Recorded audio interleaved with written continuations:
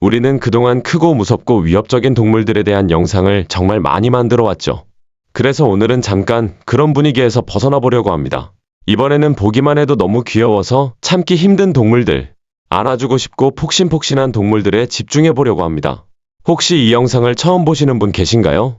그렇다면 구독과 알림 설정 부탁드려요. 지금부터 소개할 동물들은 합법적으로 키울 수 있는 세상에서 가장 귀여운 반려동물들입니다. 15위, 염소. 염소는 겉보기엔 정말 귀엽지만 실제로 키워보면 꽤나 골칫덩이가 될 수도 있는 동물입니다. 그래서 염소를 키우기 전에 꼭 알아야 할 점들이 몇 가지 있습니다. 먼저, 염소는 어떤 품종이든 무리를 지어 사는 동물입니다. 즉, 한 마리만 키우면 안 됩니다. 최소 2마리는 함께 키워야 하고, 그렇지 않으면 외롭고 우울한 염소가 되어버릴 수 있습니다. 또 하나 중요한 점은 염소는 눈에 보이는 건 거의 다 씹어먹는다는 겁니다. 꽃, 나무, 빨래, 심지어 차까지도 대상이 될 수 있습니다. 그래서 사육 공간을 어디로 정할지 아주 신중하게 생각해야 합니다. 염소에게는 풀이나 건초가 충분한 넓은 공간이 꼭 필요합니다. 그 중에서도 드워프 염소나 피그미 염소처럼 체구가 작은 품종은 비교적 반려동물로 키우기 수월한 편입니다. 이 염소들은 활발하고 장난기가 많아서 재미있는 동반자가 될 수 있지만 훈련이 필요하고 손이 많이 가는 편이기도 합니다. 여기서 한 가지 꼭 짚고 넘어가야 할 점이 있습니다. 염소를 키우는 것이 많은 지역에서 합법이긴 하지만 도시 지역에서는 농장동물 사육을 제한하는 곳도 있습니다. 그래서 반드시 본인이 거주하는 지역의 법규를 확인하셔야 합니다. 공간도 충분하고 시간과 비용 여유도 있다면 염소는 꽤 즐거운 반려동물이 될 수 있습니다. 모든 사람에게 맞는 선택은 아니지만 염소가 좋다면 어쩔 수 없죠. 14위, 집비둘기. 우리가 공원에서 사람 머리 위에 앉아있는 비둘기들과는 전혀 다른 종류입니다. 집비둘기 또는 집비둘기 계열의 비둘기들은 사람들이 수백 년 전부터 반려동물로 길러온 새입니다. 반려용으로 키우는 비둘기는 보통 바위비둘기 계열이고 이 품종을 바탕으로 여러 가지 특성을 가진 품종들이 만들어졌습니다. 그 중에서도 가장 유명한 종류가 바로 귀소비둘기입니다. 이 비둘기들은 취미로 경주를 즐기는 사람들에게 레이싱용 새로 길러져 왔습니다.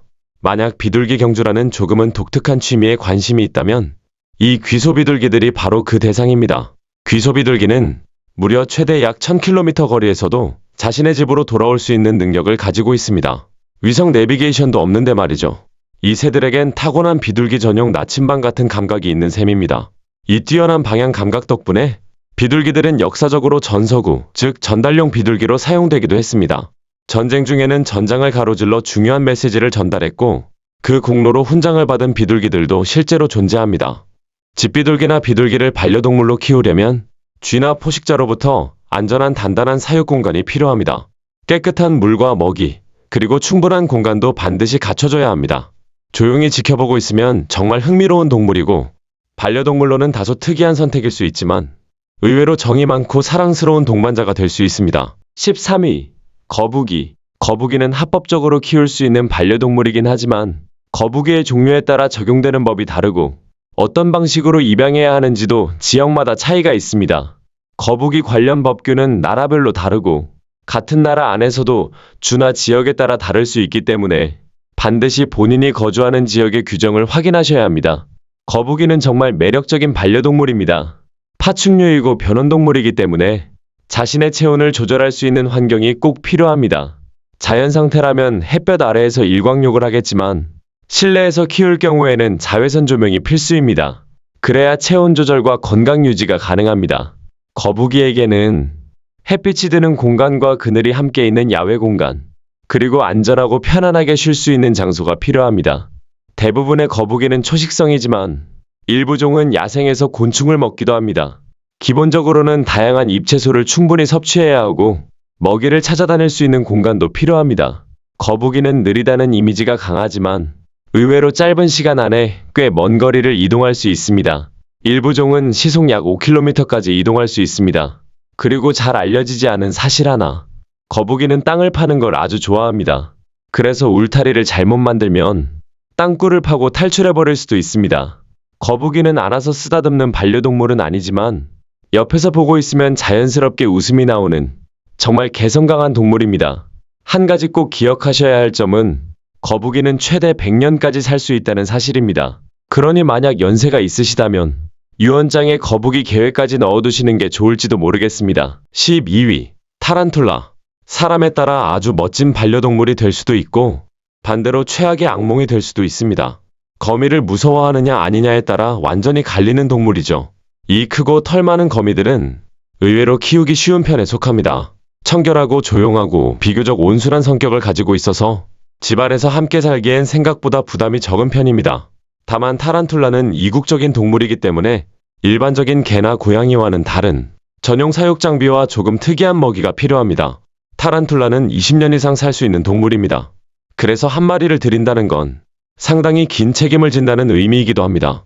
이 거미들은 서로 어울려 지내지 않기 때문에 여러 마리를 키운다면 반드시 각각 따로 키워야 합니다. 그리고 정말 중요한 점 하나. 타란툴라는 탈출의 달인입니다. 조금이라도 빠져나갈 틈이 있다면 어떻게든 그 방법을 찾아냅니다.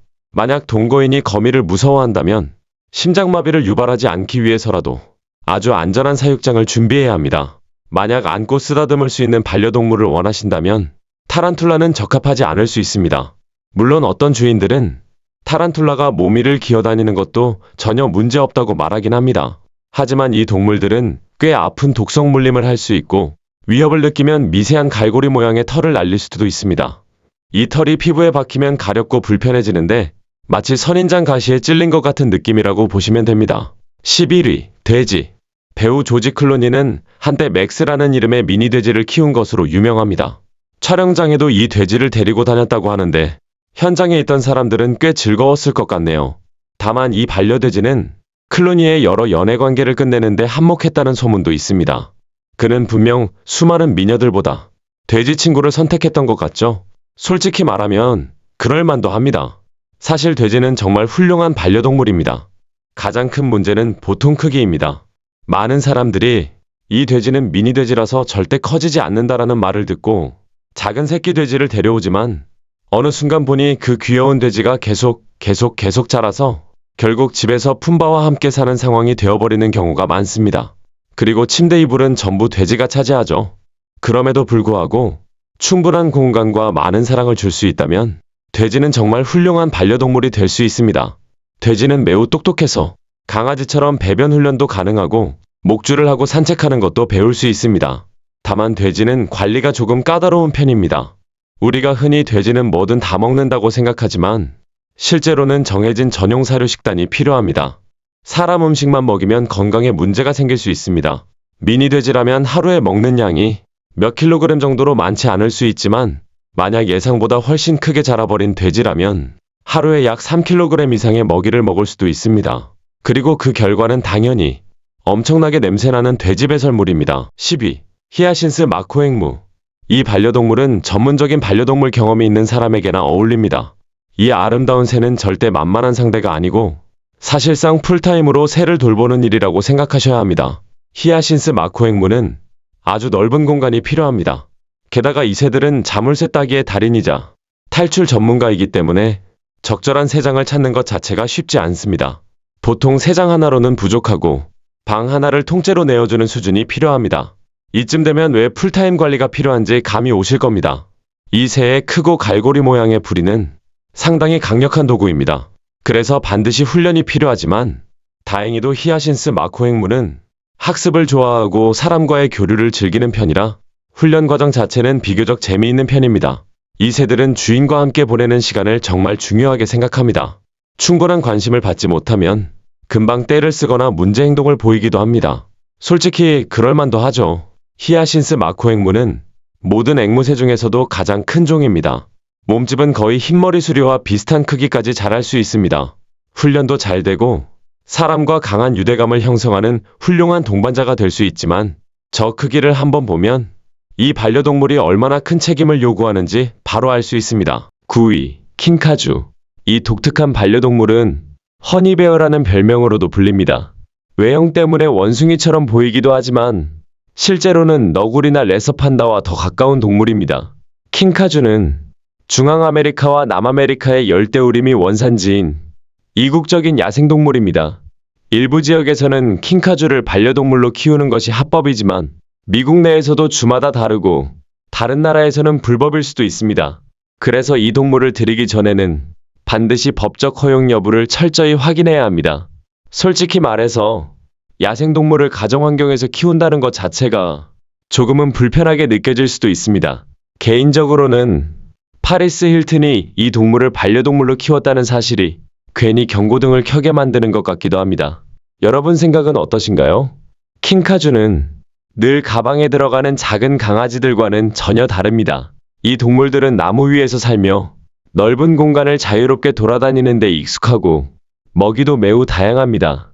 반려동물 주인이 이 허니베어에게 그런 환경과 식단을 과연 충분히 제공할 수 있는지는 사람마다 크게 다를 수밖에 없습니다. 한 가지 분명한 건 킹카주는 엄청난 책임과 관리가 필요한 동물이라는 점입니다.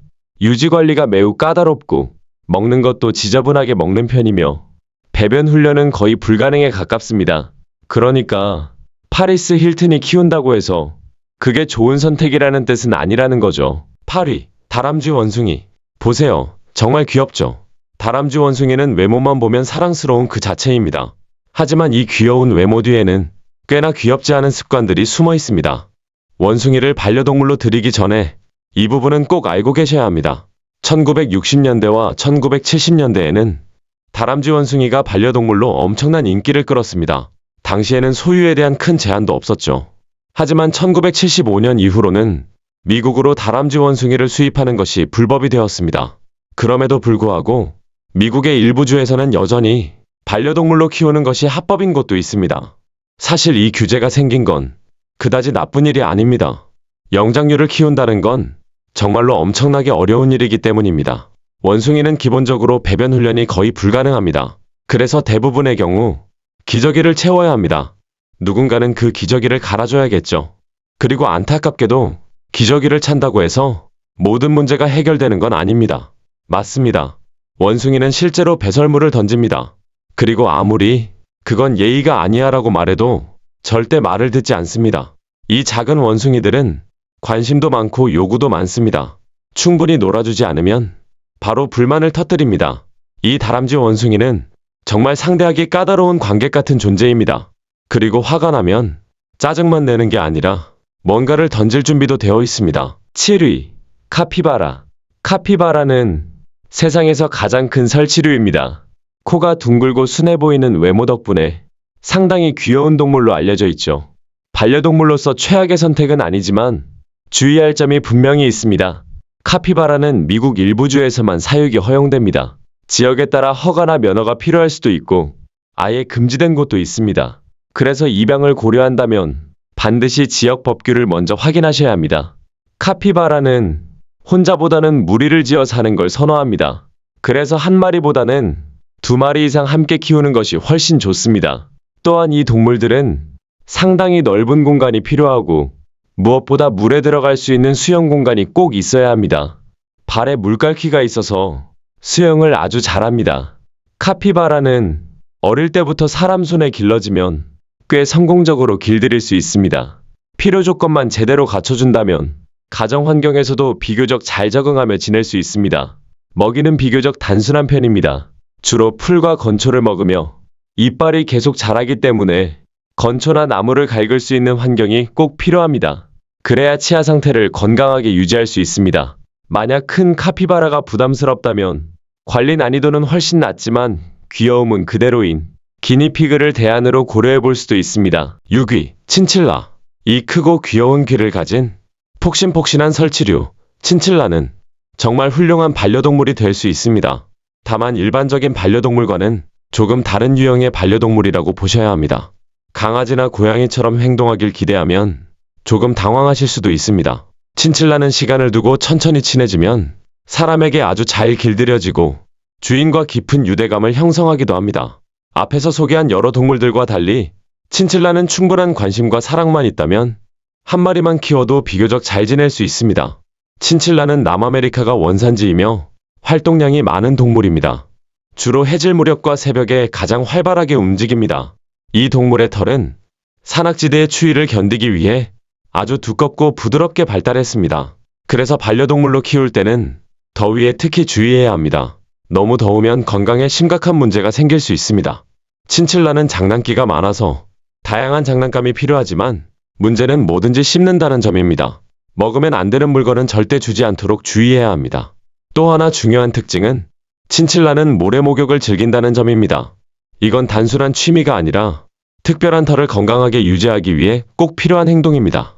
그래서 친칠라를 키우려면 이 모래 목욕을 위한 준비도 반드시 필요합니다. 5위, 고슴도치. 흔히 떠올리는 포근한 반려동물과는 조금 거리가 있지만 그럼에도 불구하고 굉장히 귀여운 동물입니다. 확실히 독특한 선택이죠.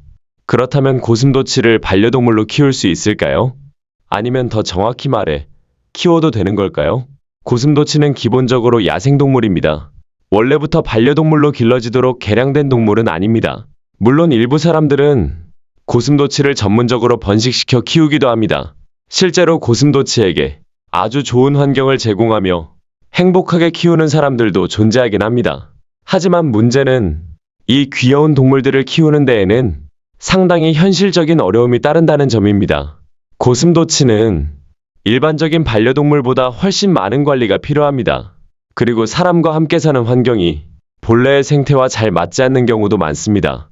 영국에서는 현재도 고슴도치를 반려동물로 키우는 것이 법적으로 가능하긴 하지만 그에 따르는 조건은 매우 까다롭습니다. 현실적으로는 대부분의 가정에서 이 조건을 충족하기 어렵습니다. 영국의 동물보호단체인 왕립동물학대방지협회는 고슴도치를 반려동물로 키우는 것을 권장하지 않는다고 공식적으로 밝히고 있습니다. 이 단체에 따르면 고슴도치는 야생에서 살아있는 곤충을 찾아먹고 밤마다 꽤 먼 거리를 이동하며 활동하는 동물입니다. 이런 자유로운 생활은 가정 내 케이지 환경에서는 거의 제공하기 어렵습니다. 그래서 고슴도치를 좁은 공간에 가둬 키우는 방식은 이 동물에게 적합하지 않다는 의견입니다. 만약 고슴도치를 정말 좋아하신다면 반려동물로 소유하는 대신 정원이나 마당에 고슴도치가 찾아올 수 있는 환경을 만들어주는 방법도 있습니다. 그렇게 하면 자연스러운 모습 그대로의 고슴도치를 지켜보는 즐거움을 느낄 수 있습니다. 4위, 벵갈 고양이. 이번에는 드디어 사람이 사는 환경에 아주 잘 어울리는 반려동물이 등장합니다. 벵갈 고양이는 보기만 해도 감탄이 나올 만큼 외형이 정말 인상적인 고양이입니다. 다행히도 이 종은 법적으로나 윤리적으로나 복잡한 문제가 없는 완전한 집고양이 품종입니다. 벵갈 고양이의 가장 큰 특징은 야생 고양이를 닮은 독특한 무늬와 외모입니다. 처음에는 집고양이와 표범고양이를 교배해 만들어졌지만 현재 반려동물로 분양되는 벵갈 고양이는 여러 세대를 거친 안정된 가정묘입니다. 외모만 보면 작은 표범처럼 보이지만 성격은 다른 집고양이들과 마찬가지로 사람에게 친근하고 온순한 편입니다. 가족 모두에게 즐거움을 주는 반려동물이죠. 벵갈 고양이는 아주 뛰어난 등반가입니다. 방 안에서 가장 높은 곳까지 올라가고 운동신경이 워낙 좋아서 보기만 해도 놀라운 동작들을 자주 보여줍니다. 학습 능력도 상당히 뛰어납니다. 집안에서 불을 켰다 껐다 하거나 문 여는 방법을 스스로 터득하는 경우도 있습니다. 활동량이 많은 고양이이기 때문에 주인은 자연스럽게 바빠질 수밖에 없습니다. 그리고 충분히 익숙해지면 화장실 사용까지 배우는 경우도 있습니다. 3위, 슈가글라이더. 슈가글라이더가 대체 뭐냐고요? 지금부터 하나씩 알아보겠습니다. 슈가글라이더는 캥거루나 왈라비처럼 유대류 동물에 속합니다. 외형은 하늘다람쥐와 아주 비슷하게 생겼죠. 이 동물들은 앞다리와 뒷다리 사이에 얇은 피부막이 있어서 날아다닌다기보다는 공중을 활공하듯 이동합니다. 슈가글라이더는 굉장히 사교적인 동물입니다. 야생에서는 큰 무리를 이루어 생활하기 때문에 절대로 한 마리만 키워서는 안 됩니다. 혼자 두면 우울해지거나 심각한 스트레스를 받을 수 있기 때문에 반드시 여러 마리를 함께 키워야 합니다. 우울한 슈가글라이더는 아무도 보고 싶지 않겠죠. 야생에서 슈가글라이더는 아주 다양한 먹이를 섭취합니다. 곤충은 물론이고 유칼립투스나 아카시아 나무에서 나오는 수액, 꽃가루와 꿀 같은 것들도 먹습니다. 이런 식단을 가정 환경에서 그대로 재현하는 건 사실상 거의 불가능에 가깝습니다. 그래서 많은 사람들이 과일 위주의 식단을 주게 되는데 이건 영양 불균형으로 이어질 수 있습니다. 집안에 나무, 꽃, 곤충이 풍부하게 있는 환경이 아니라면 슈가글라이더에게 완벽한 식단을 제공하기는 어렵습니다. 또한 이 동물들은 활동량이 매우 많기 때문에 넓은 공간이 꼭 필요합니다. 충분히 움직이지 못하면 비만이나 근력 저하가 생길 수 있습니다. 슈가글라이더는 시간과 손이 정말 많이 가는 반려동물입니다. 하지만 저 작은 얼굴을 보면 왜 사람들이 빠져드는지 이해가 되기도 합니다. 2위, 토끼. 앞에서 다소 고민이 필요한 선택들이 이어졌다면 이번에는 정말로 훌륭한 반려동물이 등장합니다. 토끼는 귀엽고 활발하고 보기만 해도 미소가 지어지는 동물입니다. 토끼는 품종도 매우 다양해서 가족 단위로 키우기 좋은 종도 많습니다. 다만 생각보다 손이 많이 가는 반려동물이라는 점은 미리 알고 계셔야 합니다. 토끼를 키우려면 함께 놀아주는 시간, 생활 공간을 청결하게 유지하는 관리, 그리고 꾸준한 관심이 필요합니다. 이 작은 동물들은 의외로 감정이 풍부해서 주인에게 깊이 애착을 가지는 경우도 많고 정말 사랑스러운 동반자가 되어줍니다. 일부 토끼는 배변 훈련도 가능해서 실내에서 함께 생활할 수도 있습니다. 다만 그럴 경우에는 집안을 먼저 안전하게 정비해주는 게 중요합니다. 토끼는 이빨이 계속 자라는 동물이기 때문에 반드시 씹을 수 있는 장난감이 필요합니다. 그래야 이빨이 과도하게 자라는 걸 막을 수 있습니다. 그리고 토끼는 혼자보다는 여러 마리로 함께 사는 걸 선호합니다. 다만 한 가지 주의할 점이 있습니다. 토끼는 말 그대로 번식력이 엄청나게 빠른 동물이라는 점입니다. 1위, 오리. 오리는 정말 성격도 있고 보기만 해도 미소가 나오는 아주 귀여운 동물입니다. 그리고 의외로 훌륭한 반려동물이 될 수도 있습니다. 다만 오리를 키우기 전에 꼭 알아야 할 사실들이 몇 가지 있습니다. 오리는 실내 반려동물은 아닙니다. 대부분의 시간을 야외에서 보내야 하고 밤에는 여우 같은 포식자로부터 보호하기 위해 실내로 들이는 경우도 있지만 기본적으로는 밖에서 키우는 동물입니다. 이 동물들은 혼자 지내는 걸 좋아하지 않습니다. 그러니 주인이 오리가 아닌 이상 여러 마리를 함께 키워야 합니다. 오리는 생각보다 똑똑해서 간단한 명령을 배우기도 하고 주인과 함께 놀기도 합니다. 심지어 제법 사람 손길도 좋아하는 편입니다. 하지만 여기에는 분명 단점도 있습니다. 오리는 정말 배설을 자주 합니다. 그래서 오리를 키우는 공간은 쉽게 더럽혀질 수밖에 없습니다. 일부 오리 주인들은 오리에게 기저귀를 채우기도 하는데 이건 약 4시간마다 갈아줘야 합니다.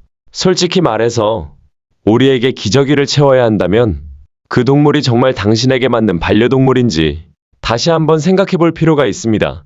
공원에서 오리가 기저귀를 차고 다니는 모습 본 적 있으신가요?